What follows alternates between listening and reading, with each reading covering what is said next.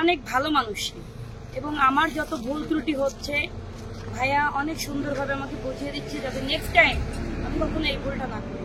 খুব ভালোভাবে তার কাছ থেকে আমি শিক্ষা পেয়ে আমি ভিডিওগুলো আরো সুন্দর করে সামনে ইনশাল্লাহ এখন যে ভুলটা করছি সামনে হয়তো এই ভুলটা আর করবো না।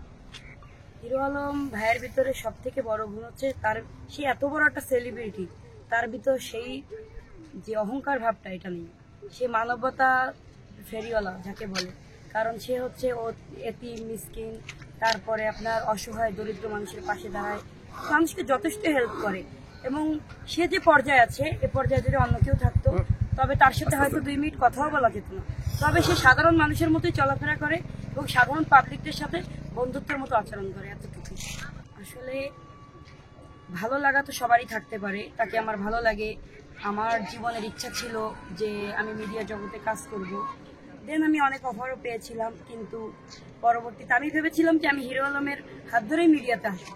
তো আল্লাহ পাক হয়তো এটা আমার পূর্ণ করেছে এবং আমি তাই তার হাত ধরেই মিডিয়ায় কাজ করতেছি।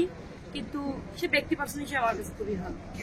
আমরা চাচ্ছি যে তার অতীতকে সে ভুলে যাক, সে কাজের প্রতি আগ্রহ হোক এবং সে ধামাকা ধামাকা মানে সুন্দর সুন্দর ভিডিও ছাড়ুক, মুভি বানাক, ধামাকা ধামাকা জিনিস মানুষকে উপহার দিক, এটাই চাই।